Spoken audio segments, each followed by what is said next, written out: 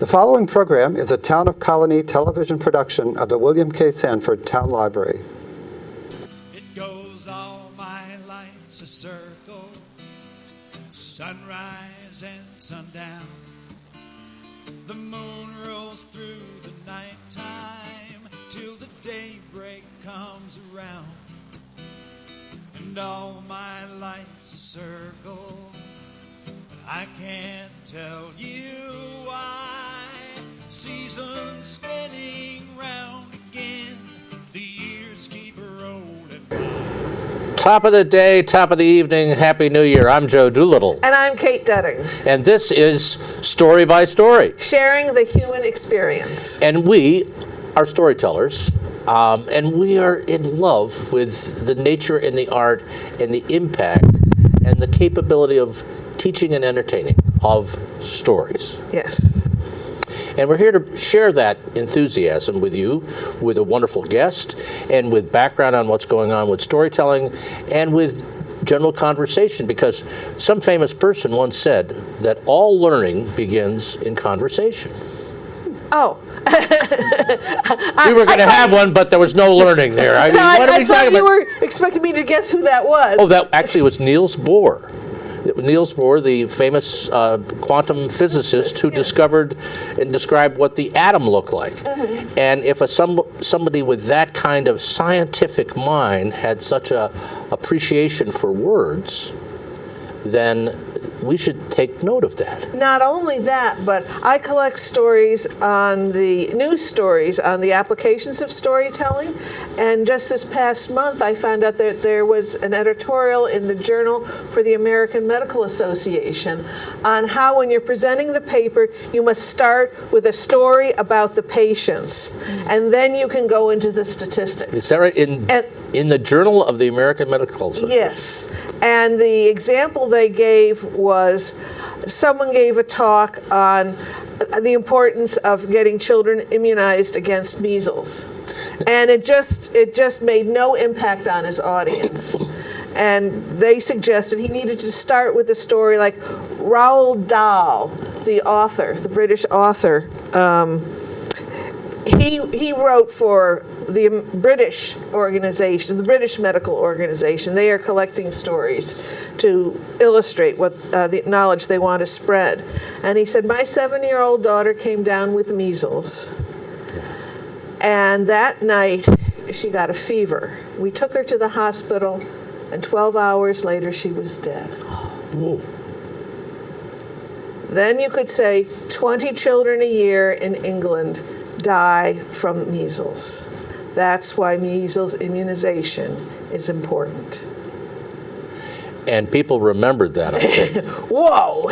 And the story, there was a story that said that the immunizations increased the chance of autism, and that turned out to be a false story. Ooh. But it has remained. It has remained. Well. So that's the power of story. Even if it's not true, it can. Well, Hitler told stories that weren't true. That's true. That's the one extreme. And we're going to become apolitical and not really talk about all the stories that are being told in the present campaign. No, I can't do that. No. Please, I just ate. Although I want to make just a couple of points. You actually have a website or a blog where you've collected a lot of the stories about organizations in this application. It's called storynews.org. Story, no hyphen, no underline, anything, just storynews.org. And I've summarized over 400 articles published in the General News since 2003. And so that article from JAMA? It will be in shortly. It will be in shortly. I have a quarterly. By the time this show is aired, that'll be on our website. I have a quarterly report due to the National Storytelling Network. And I do it under their auspices of their advocacy committee. Now, the idea of story as a socially based vehicle, like by that I mean about spreading ideas that result in social change, is pretty significant. And it's not where we were going this morning when we started the show, but it's probably something we should take on as a future topic with a little bit of more of a reference on that. And we will do that because we're coming into a vibrant part of the year with storytelling. Somehow when the winter winds begin to blow, there's a lot of stories being told. Have you noticed that? Well, I think people get cabin fever. Of course, we haven't really had cold enough weather to really get cabin fever. But also the Iroquois do not tell stories between they only tell stories after the first frost, between in the frozen time of the year. They wait until the first frost in the fall, and they only tell until the thaw in the spring. And they say that if you tell that while the plants are growing, they will stop and listen. Oh, so they don't want any lazy plants or lackadaisical Right, but I plants. also think the workers would stop and listen. The workers would stop and listen. That are nurturing the The three sisters would just stop and we got to hear the story. Right. Well, there's another little thing about that I can remember from Joe Bruchac. In the Abenaki culture, they refer to the people that travel around in this winter time telling stories, the bards or the visitors. They call them storm fools because for love of story they would travel from village to village in bad weather, bringing the stories with them and the news of the villages in the cold time on their snowshoes. And if you want to talk about being dedicated to story, there's a good example right there. Storm fools. So I could be a storm fool. You probably won't qualify given the fact of your intellectual abilities. Well, I have made a decision that if the schools are closed because the roads are not good enough for the buses, they're not good enough for my little SUV. There you go. There you go. A wise person. I think it's very accurate, and I'm too old to be slipping off a road into a ditch. Well, I'm not going to. I think we've gone down that road as far as we're going to go. You know, we have invited a charming, talented storyteller to be our guest and featured teller, and it's Claire Nolan. And Claire Nolan is active in several dimensions of storytelling. She's a wonderful teller and a naturalist at several parks, one of them John Boyd Thatcher and Thompson's Lake. So she has a whole background in the environmental program. She's an actress and a historical storyteller. She's also very active in a supporting way with the Interfaith Storytelling group, Interfaith Story Circle, and probably in ways that I don't really understand or know. And I discovered one of her roles. But let's bring Claire in so we can talk to her. Welcome, Claire Nolan. Well, thanks, Joe. Thanks, Kate. It's a very big pleasure to be here. It's wonderful to have you here. And you know, and one of the other nice things about you is that your emphasis on the environment travels with you every time. Many times you travel, right? Oftentimes, I bring my bicycle with me. Yes. And you're riding it usually. Yes, usually. Yes, as you did today. I Right, did. Yeah. right, which is a wonderful idea. And you grew up in Albany? I did. I grew up on Winthrop Avenue and Manning Boulevard in Albany. My mother still lives there. Really? Yep. So you're really a city girl. I am a city Albanian. girl. Yeah. An Albanian, yes. I am an Albanian. And we know from your stories that you come from a large family with a lot of activity in it. Yes, I have 9 brothers and sisters. Nine and brothers and sisters. There's 10 of us. And you can imagine what kind of activity there was. Well, we've heard stories about You it. have? Yes, you have some interesting brothers. I do have some interesting brothers. Hit it, Ed. Right. That's a story that she tells. No. One that my mother does not like me to tell too often. Right. She doesn't want that part known. Well, they weren't arrested. Well, that's true, but Oh, I like your teasers. there are skeletons you should keep in the closet. They spent a lot of time with some law enforcement agents one day, but they weren't arrested. And they did get through the border, which They did get through the border. Twice. And back home safely. we're talking like you're not there. And Yes. That's probably not good. But Claire, you know, one of the things I recently learned about you is that you have been active in the children's theater that is based in Schenectady, but is really a regional group that does some remarkable things for kids. And I have to say, I've had friends who have participated as a volunteer in that, but I didn't know that you were involved to the extent that you are, because you're like the president of the board these days. I am the president of the board, and as we were joking earlier, it's because I stepped out of the room one evening, and when I came back, I was president of the board. But no, Unanimously. I have been involved with the Schenectady Theater for Children for 20 years as an actress, as a president of the board, backstage, pretty much done it all, costumes, and I absolutely love the group, and they are doing wonderful work. We've been around for 50 years, believe it or not. Really? Yeah, longer than Sesame Street, as we like to boast. And give us a thumbnail of what you guys really do, because I think it's impressive. Sure. Well, I'll give you a little bit of our history. We started, as I said, 50 years ago as a project of the Junior League, if you're familiar with the Junior League. And their goal when they foster these programs is to just foster them and then send them off into the world to do what they set out to do. And I think we've done a pretty good job at doing that. So the goal was to bring theater, live theater, to children who wouldn't necessarily have an opportunity to see live theater. And that would be kids in rural schools, kids in inner city schools, and that's been pretty much our mission from the beginning. We put on a full-length play for schools that's an hour long, and we bring in lights, sets, costumes, actors, the whole shebang. And the kids are mesmerized. It's just wonderful to watch their interest. So you're a road show. We're a road show, exactly right, a trunk show, yeah. And so as the years went on, we realized that there were other aspects of theater that we could bring to schools, and we also have branched out to libraries, museums, nursing homes even, and we started something, oh my goodness, probably 30 years ago, called the Great Minds series. And in the Great Minds series, we have actors who portray people from history. People from history that actually lived. Oh yes, exactly right. Yeah, not fictitious, fairy tales, not fictitious people, but people who actually lived, who made some impact on the arts, theater.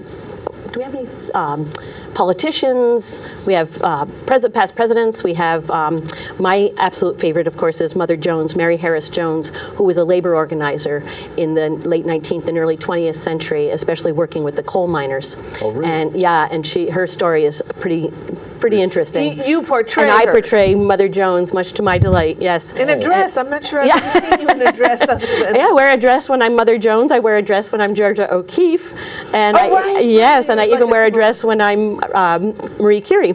So Really, you do Marie Curie too? I do. Yeah, that was I was asked to bring Marie Curie to life by the Polish church in Schenectady, St. Adalbert's, and I performed at their festival this summer, a couple of shows, and it was pretty amazing, especially to have native Polish speakers who could help me with my pronunciation of some of the names and places that I mentioned in her story. Yeah, I learned a lot about science too, because Well, as I I would like to say- say, I'm not a scientist, I'm an English teacher. So. Right, but that's a great story. Hers is a really fabulous story, and yeah. for young people and for young women to realize that somebody can go on in the sciences that way. Yeah. And actually set all sorts of new benchmarks for things. Yeah, her story is pretty amazing, and her daughter carried it on, as you may or may not know, and her daughter and her son-in-law went on to do some pretty So great another things. married couple of scientists. Right, yeah, Wow. yeah. It's Cool. So these Great Minds series, people can contact Schenectady Children. Schenectady Theater for Children. Schenectady Children That's for all right. Children, yes. We get all kinds of names. Yes. As long Oh, as- is it right there? As long as you have Schenectady and Theater and Children's in children. some order, order. you'll find us. Yes. Our website is stcny.org, and you can contact me. Kate will give you my phone number and email address. You can contact our bookings person. You can go to our website and fill out our contact form, and people can, someone will definitely respond in a time. And so all kinds of groups can. Yes, as I said, when we first started, the elementary schools were where we perform most of the time. Our first home was in an elementary school in Schenectady. Our second home was the Schenectady Museum. Our third home was Mohawk Mall. Our fourth home was Channel 16, where you used to be That's one right, of your that's right, homes. that's Yeah, right. Okay. the home we shared. Which is now Habitat for Humanity. And then, where did we go after Channel 16? I feel like we went. Did we go to to Rotterdam. I think we went straight to Rotterdam Mall from Channel 16, and that's where we are now. And Now, do you they've have been very kind to us. Do you have a studio as well in Rotterdam Mall? Well, we do have a studio. In fact, right now, as we speak, our actors will be rehearsing there and getting ready to put Bremertown musicians on the road. And so we do have space for rehearsal. We do have, in our studio, we have an open mic that is available for kids, a kids open mic. Usually the kids are from 8 to 18 who perform there, and that's a lot of fun. We've had musicians, we've had drummers, we've had singers, we haven't had any spoken word. I keep trying to get the spoken word kids interested in showing up at our open mic. So that we use our studio for the open mic and for rehearsals. But Rotterdam Mall has been very kind to us. We have a summer camp that lasts 2 weeks, and at the end of the camp, the kids put on a full-length play. Last summer they did Alice in Wonderland. Oh, really? Yeah, and I'm not sure what they're going to do in August this year. It should be announced fairly soon. Yes, but The kids before like to know. August, Yes, you have 2 other camps. yeah, we coming do. up. We have the February camp, which last year was comedy improv, and it's backed by popular demand. The kids really had a blast with that, and I saw their show.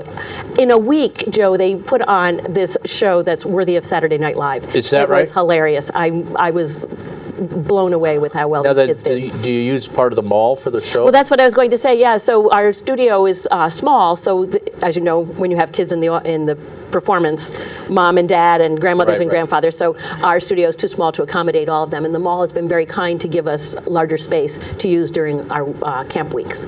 Wow. Yeah, they have been really good to us, the Rotterdam Wow. Mall. So you have a camp week in winter vacation. Exactly right, yep, the Winter February break vacation. and spring break. Yep.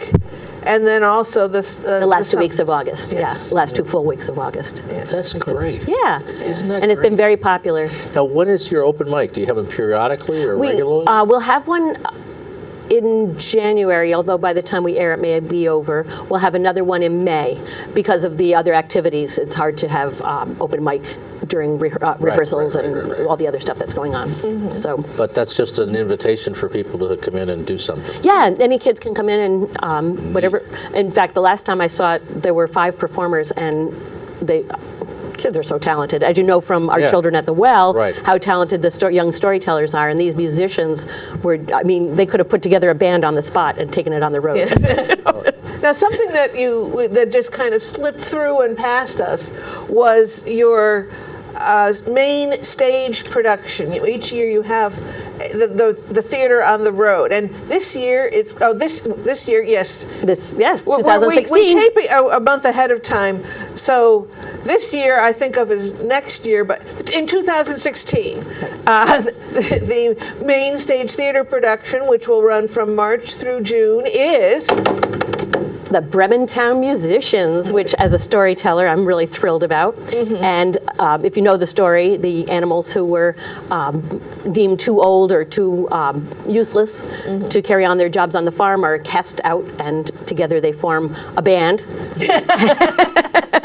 Which Mickey Rooney Yeah. is the rooster, and Judy Garland is the songbird. So, and as you know from the story, their music is not particularly pleasing since it's a dog and a cat and a what else do we have? A Rooster yeah, and a donkey? Yeah, donkey. Yeah. So yeah, it's a terrible sounds, and I don't want to give away too much, but you can find the story in Grimm anywhere you look. So it's probably not giving too much to find out that they actually saved the day with their music. with their music, presence. and it's discovered that they are indeed a valuable part of society. There you go. So it's a good Old story. people, did you say? Yeah. Old people, did you say? We are definitely valuable parts of society. Wonderful. We grandmothers and grandfathers.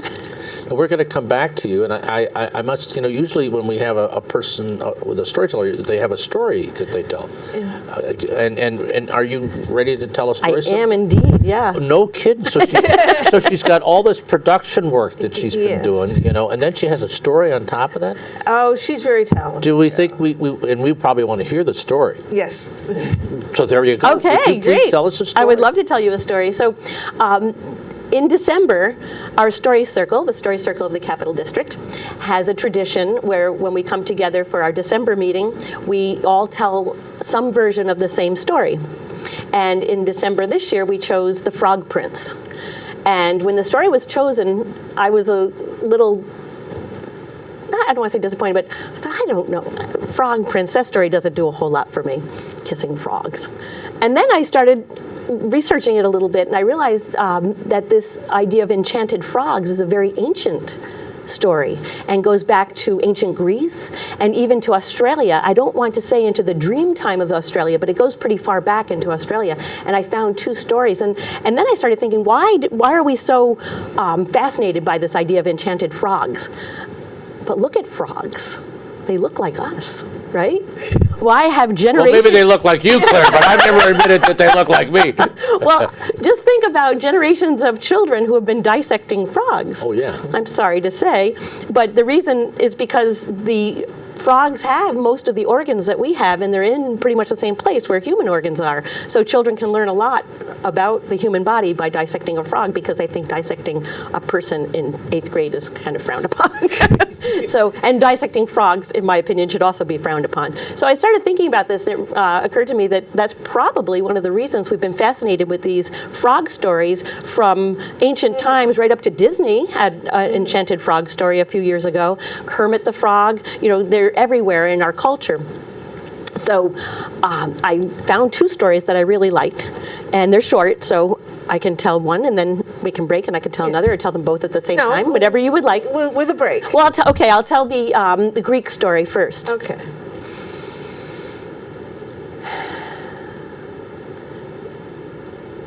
There's gods and goddesses for just about everything.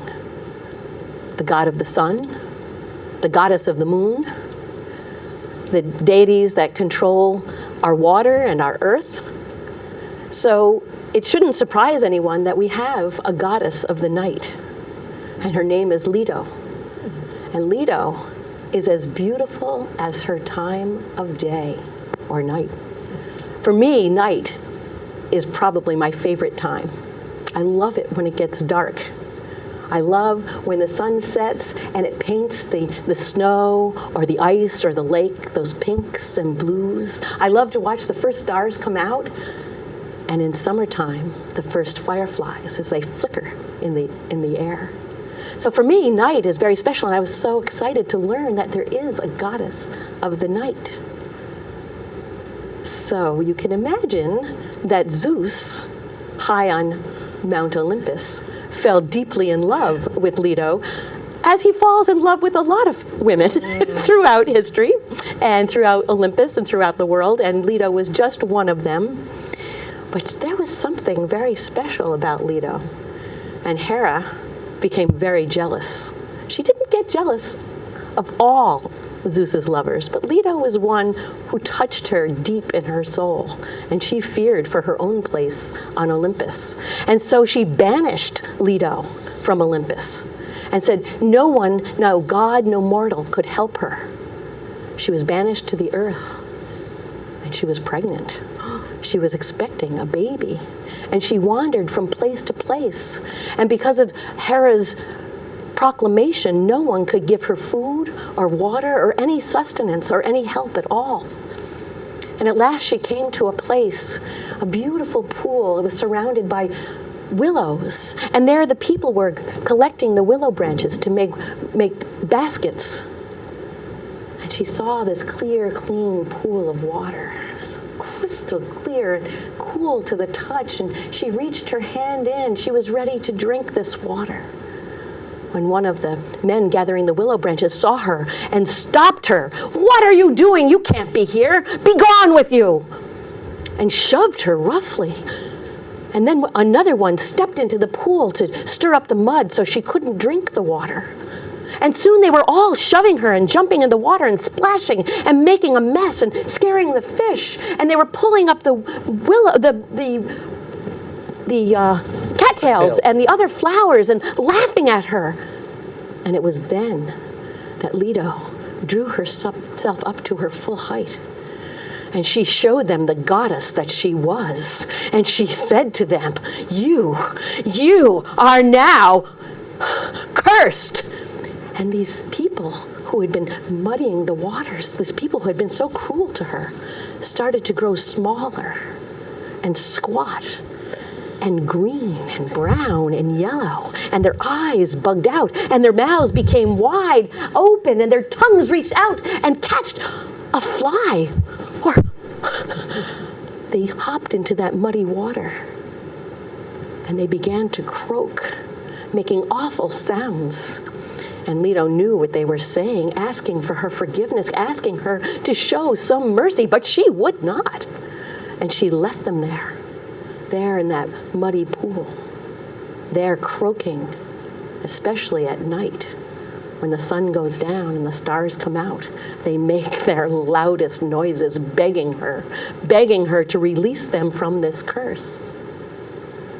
Well, Leto wandered to the ocean, and there waiting for her, sent by Zeus, was a dolphin, and she climbed aboard the dolphin's back, and she went through the water to an island, Delos, an island that was not fixed to the earth, and therefore was not part of Hera's proclamation. And she stepped on this island, and as soon as she stepped on the island, it was anchored to the earth by Zeus. And it was there she gave birth to her twin children, Apollo and Artemis, two of the greatest gods and goddesses. And that island is still dedicated to her memory. And of course, it is sacred as the birthplace of Artemis and Apollo. So that's one of the oldest enchanted frog stories that I found. Wow. Well, those frogs weren't enchanted. They were just left in the mud. I got the way I heard the story anyway. Yeah, would that all pregnant, abused women could just take care of That's their interesting pubers that way. you saw it that way because, we're always, I know, Joe, you do work with the Healing Story. Right. Alliance? Healing Story? Yeah. Yeah. And that's a fabulous organization, Right. and I love to listen to their conferences. The podcasts, yeah. And they, so finding stories like this story and seeing it as a healing story for a pregnant, abused woman who had the power to do took the power to do something about her situation. That I didn't see it that way. I saw it as a healing of the earth, actually, where these abusers. abusers of the earth, and got retrofit. Yeah. As producers and presence in a natural setting. Yeah. It was a powerful story, and while I kind of knew the outline, you filled it in such a remarkable way. Oh, thank you. It was really something. Thank you. And when you told a frog story without saying ribbon. That's the other thing that when I think about it, that was just wonderful. And to the other thing you did, which is a reference I'll keep for more than a while, is this whole reference of frogs and humans. Because often, when you first said, well, they look like us, I go, right. And then I began to think, I said, oh my goodness, and they do, and the relevance. Do they have 5 fingers and toes? I don't know for sure, but it seems like they do, yeah. They have at least multiple fingers and toes. And watching them swim is almost human-like, yeah. Right, because in Scotland, they believe in this.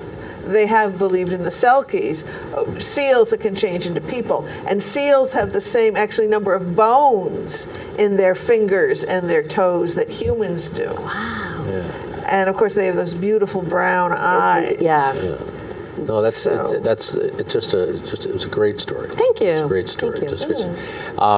And so that the kind of professionalism and power that Claire brought to that story, she and other volunteers at the Children's Theater bring to the performances in schools. So if you've got an opportunity for one of the performances or one of the great minds, it will be a memorable day for everybody in your life, including the kids in school. So there you go. Yeah, thank you. Thank you. That's We're going to come back to you because we're going to do a little promo for other things. Go for it. There's a lot going on in storytelling, as I mentioned earlier.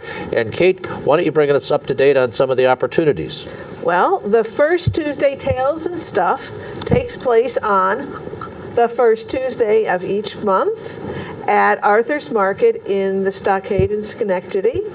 And the first Tuesday is January 5th, where Sandy Powell and Barbara Spring from the Albany Friends meeting will come and share stories of racial healing. Right. We had Sandy on the show, I think, about 2 months ago.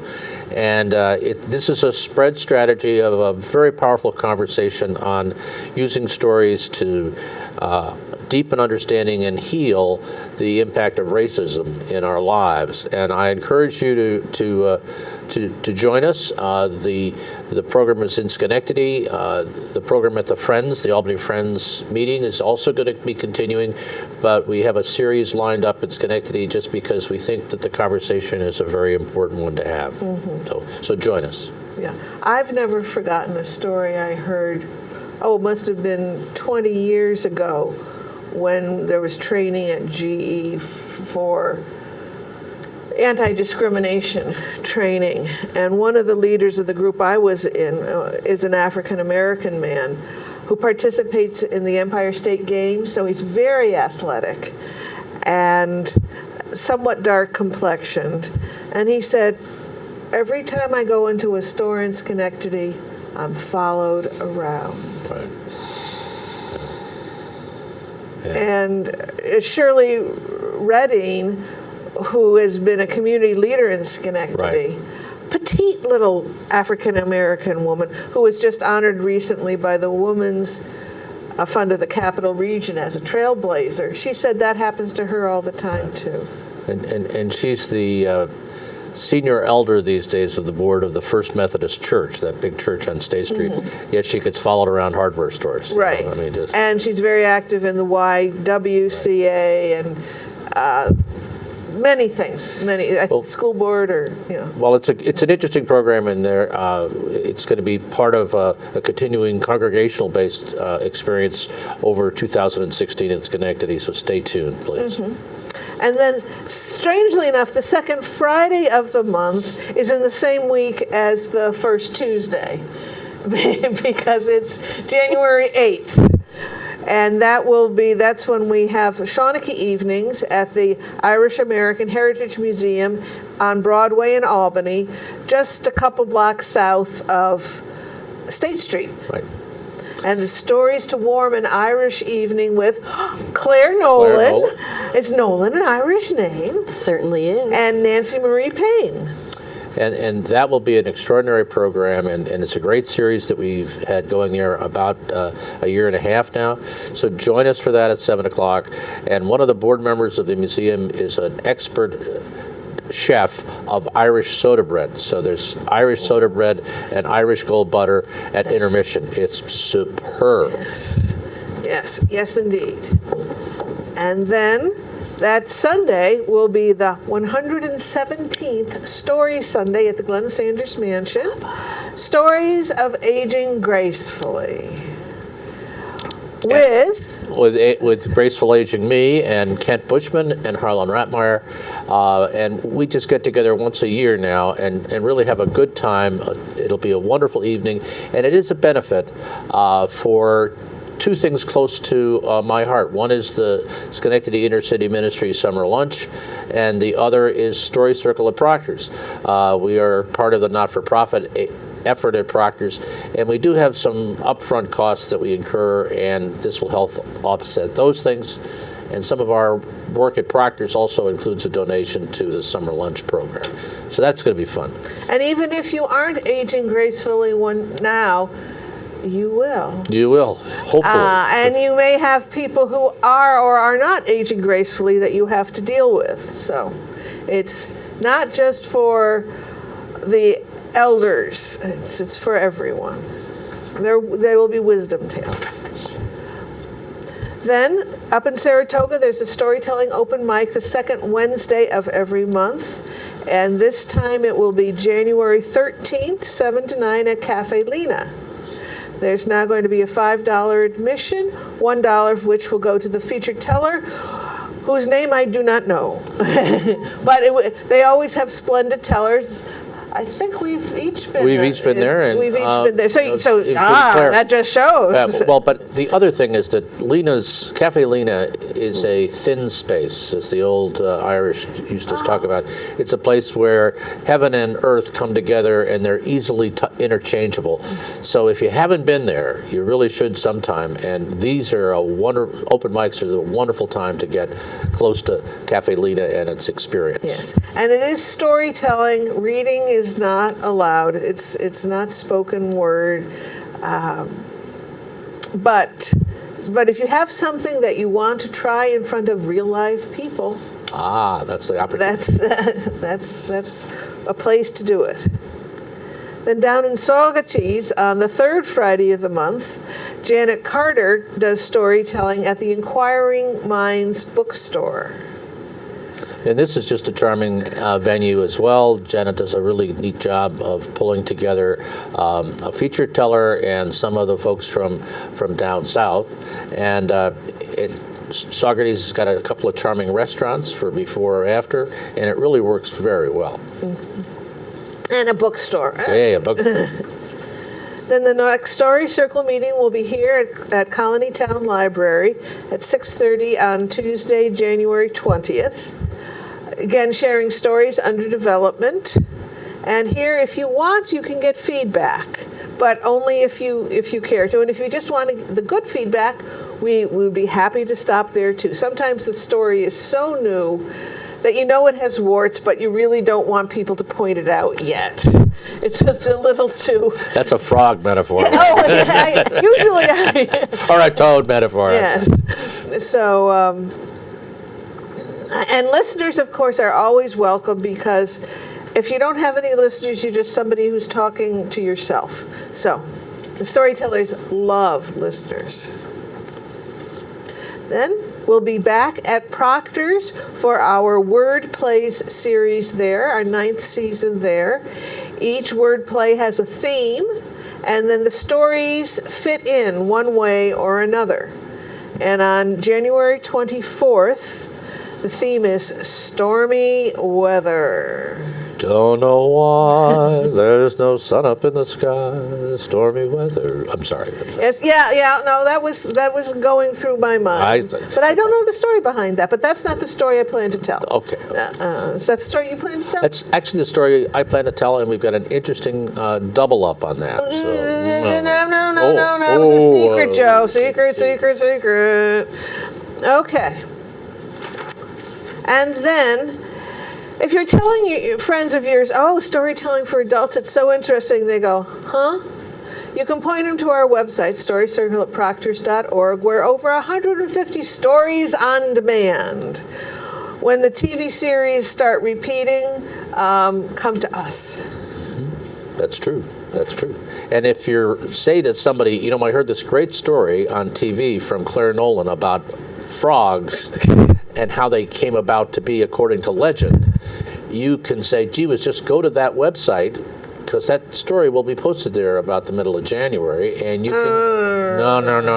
Well, maybe later than that. Eventually, that story will be posted there, and you can share the message. So there you go. That's what those other 150 stories do. Mm-hmm. And Claire's represented there with other stories. Right, she is. So. Well, gee whiz, that's a nice segue back to you, Claire. We enjoyed the story about the creation of frogs by treating a woman nastily. But I'm still thinking... And there's a Greek story about how spiders came to be. Really? Yes, Arachne said she could weave better than Athena. Uh-oh. And she kept on saying, and then Athena went, whap! Is that right? Yes, and she still weaves her web. So Athena turned her into a... spider. Yeah. Arachnids. Got it. Yeah. Boy, that's a pretty... Do not, if you run into a Greek goddess... Don't screw around with Athena, is what we're really saying. Because it's like the praying mantis. No, I won't even go there. I won't even go there. I pray. Pray. Now, I'm just curious about. I know that your background in as an English teacher and English as a second language and things. What was the connection between you and the Children's Theater? How did that start? Well, I happened to see an ad looking for an audition for the Children's Theater. As I said, this was over 20 years ago. And the play that season was this lovely farce called The Red Lamp. And I think it was written in the 1920s, and somebody had adapted it for children. And it's a fabulous play, and it's very funny, and it's mistaken identity, and it's the wrong door, and it's all those things that farces have. And I played the dowager aunt. Oh. Yes, and I wore a dress. Lady Bracknell? Pretty much. And it was a lot of fun, and we had a blast. But all of the schools said that it was much too mature for their children. And although we work in repertory, we have a series of plays that we bring back every 7th or 8th year. The idea being that children who saw us in kindergarten wouldn't see the same play again by the time they left elementary school. And sometimes some of the schools are K through 8. So anyhow, we never brought the Red Lamp back. And I have to tell you that whenever my husband sees one of the Schenectady Theater for Children productions, he says, "Oh, that's very good. But it's not the Red Lamp." It's not the Red Lamp. It was his favorite play. So that's how I got involved, and was lucky enough to be in several of their productions. And then I had to go to work full time during the day, and because our rehearsals and many of our production are during the day. Many of the people who are involved with us we have some college students who fit us into their schedule. We have some retired people. We have people who have a kind of non-traditional jobs that are able to make their own schedules. We've had nurses who work late afternoons or nights. So people who have a little more flexible schedule are able to act with us, crew with us, and do the other things. So I've been able to work behind the scenes, helping with costumes, helping keep our studio in order, and of course being on the board. So, but that's how I originally got involved. And then theater kind of was a natural segue into storytelling, which, as you folks know, is a lot of the preparation and finding stories and practicing stories is very individual and is great for people who do have full-time jobs and don't have time to go to rehearsals or be on a regular production schedule. And as I recall,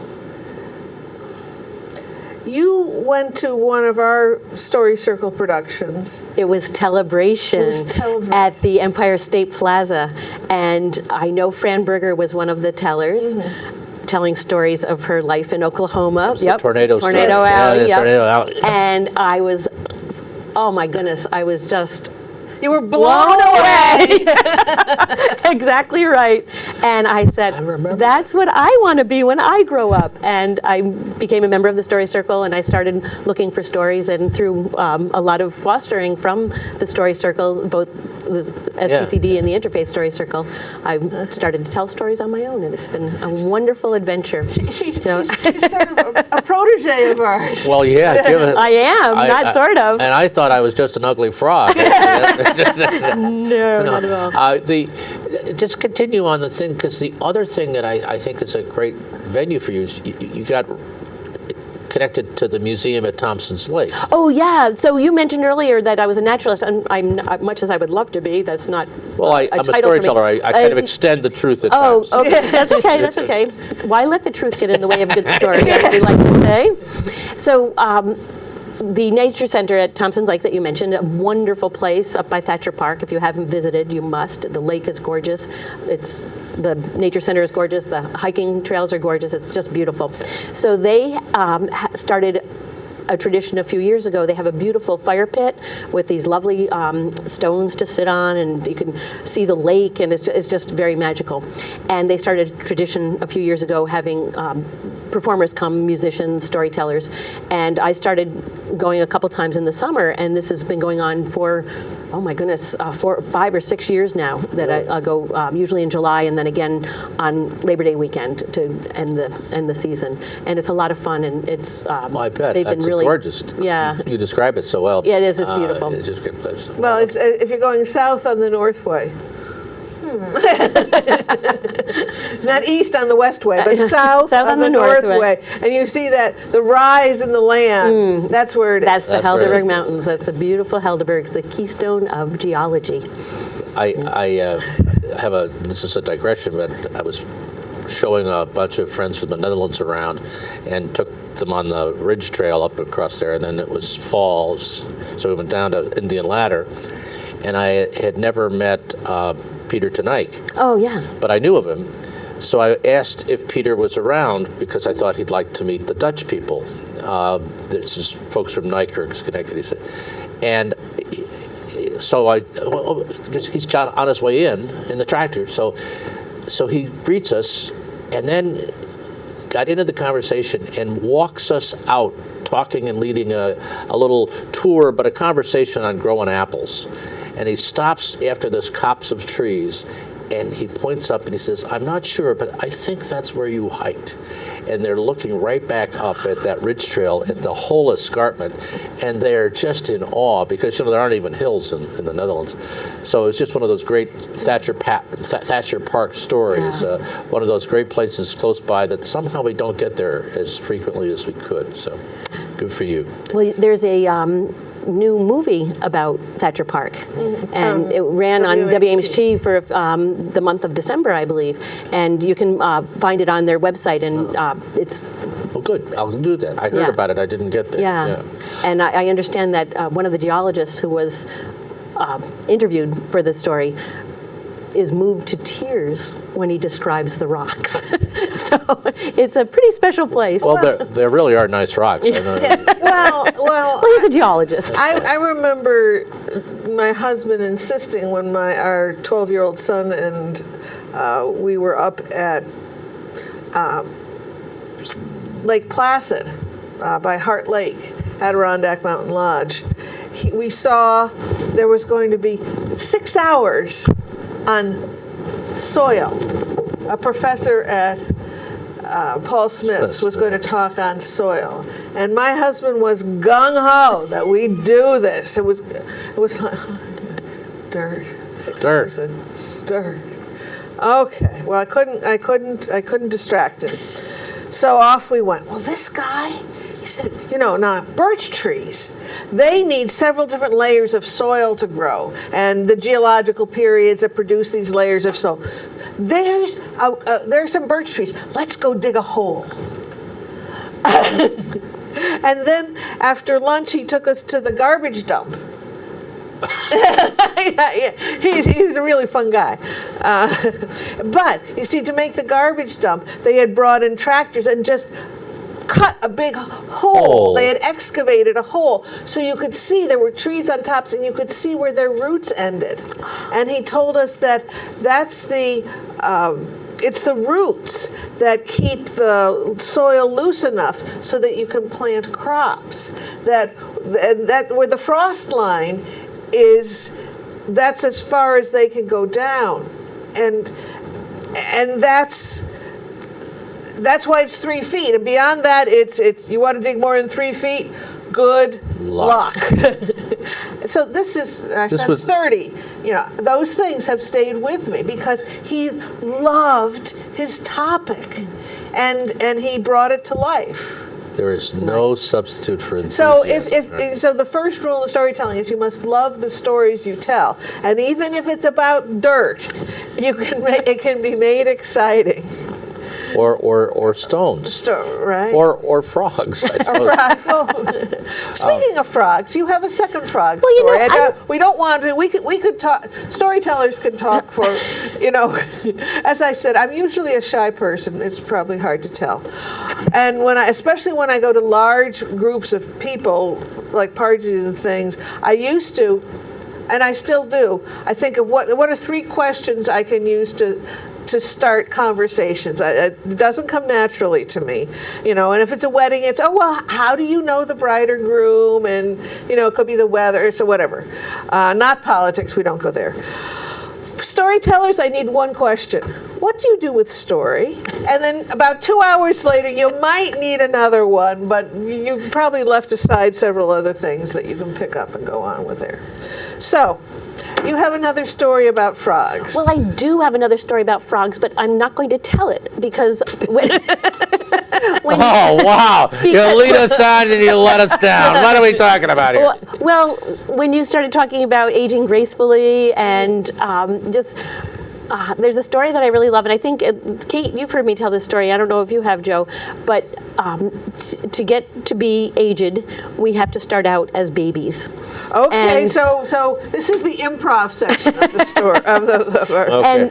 And when we become grandparents, as I know you are, Joe, and I certainly am, babies become very, very special to us. Right. And we see in them our immortality, not our mortality, Yeah. but our immortality. You know, Yeah. And when when last time I appeared on this show, I told a story about my grandfather, and he lives in my stories, Right. and my father lives in my stories, and I hope that I live in my children's and grandchildren's stories. So that's what made me think about aging gracefully. It's also what we leave behind, because we all know what's going to happen. We don't have a lot of choice over it. Or if we're lucky, we'll be turned into a frog. Right. Oh, that could be cool. Yeah. So anyhow, this is a story that comes from the Indian tradition. It's about Krishna. When and as many people know, Krishna came to Earth as a human baby, much like Jesus. You know, there's other stories that tell of deities coming to Earth as human babies and growing up. So Krishna was one of those. And when he was living on Earth with his family, his mother is Yashoda and his brother is Balarama. And just like any big brother, Balarama did not like Krishna trailing along with him and his friends.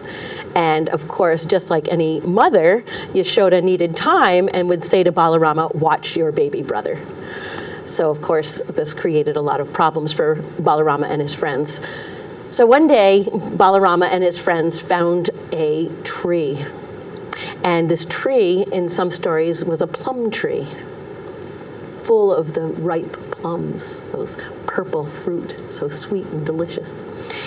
And Balarama and his friends, with Krishna trailing behind, decided that they would pick the plums. Of course, Krishna was too young to climb the tree, but the bigger boys climbed up to the tree as high as they could go, and they started eating the plums. But soon they were full, and they decided that they would save some. They would bring them home, and they started to throw the plums down on the ground. Well, there was baby Krishna receiving this wealth of plums, and he started to eat them as fast as he could. In one story I read that told me the tale of Krishna and Balarama, he was shoving them in his mouth, his hands working like pistons. And soon his face was all sticky from the juice of the fruit, and his mouth was full of it. But while he was picking up those plums, he was also picking up dirt and shoving dirt in his mouth. He was a baby. Babies do that.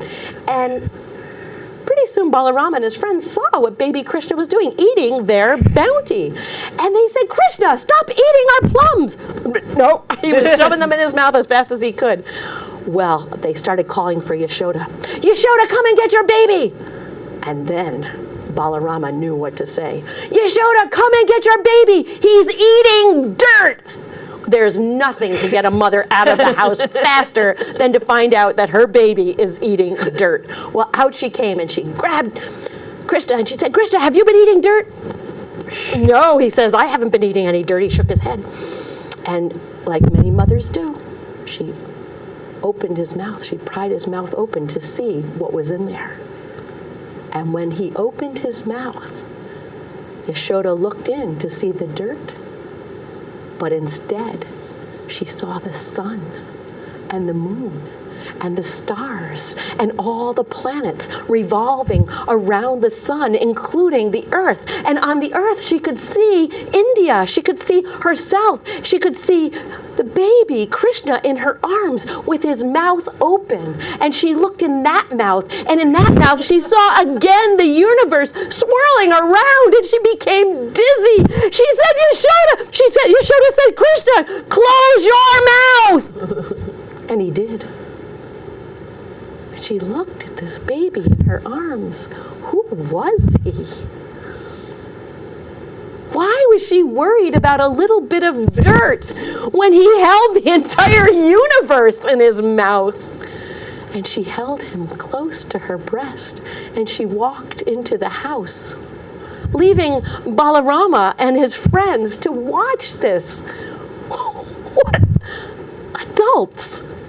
What? You can't explain them. And that's the story of Krishna, who holds the universe in his mouth, as all babies do. Don't they? Oh, wow. Don't they? Isn't that a great story? Well, you know, I knew about this story for years, and it wasn't until I met my youngest granddaughter, who was a few hours old when I met her, and she opened her mouth, and I did. I'd never seen it before. I hadn't seen it in any of my other grandchildren. I never saw it in my children. But in her, I saw the universe.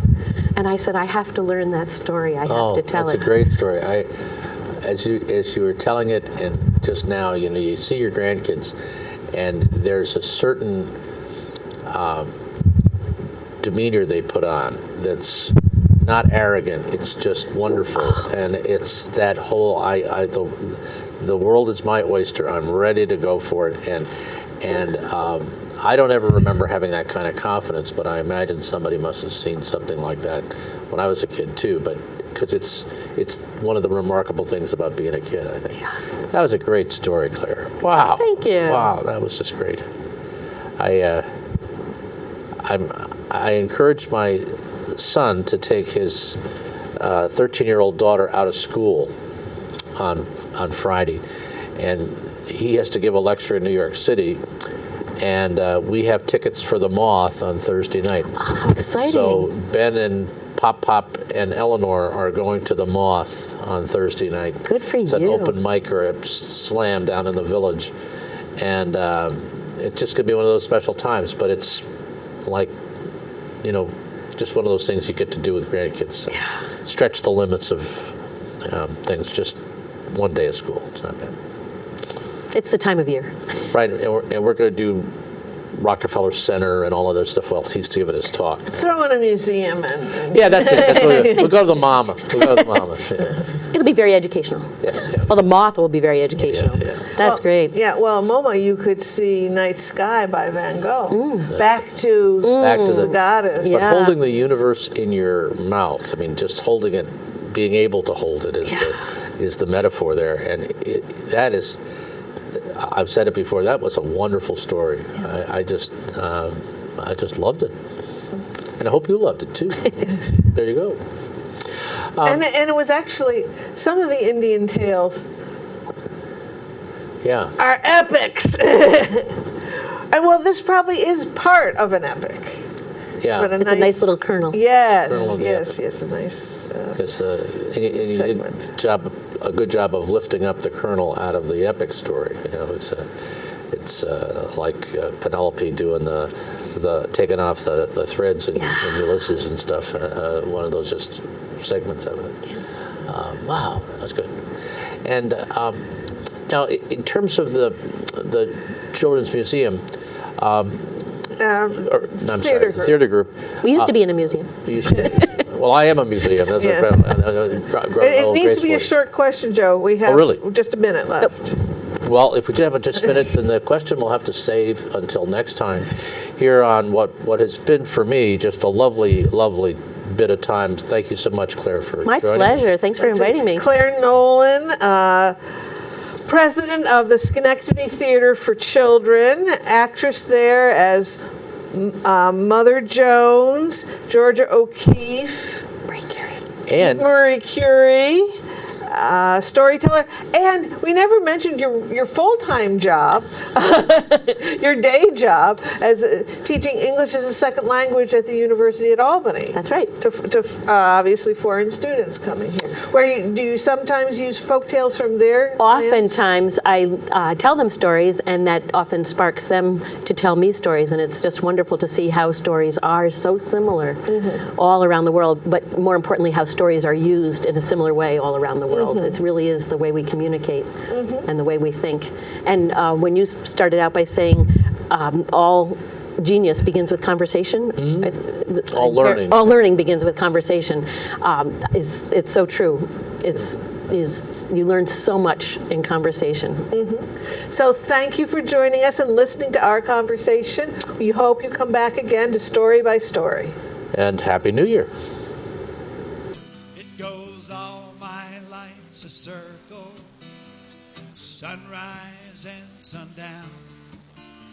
The moon rolls through the nighttime till the daybreak comes around. And all my life's a circle, but I can't tell you why. Seasons spinning round again,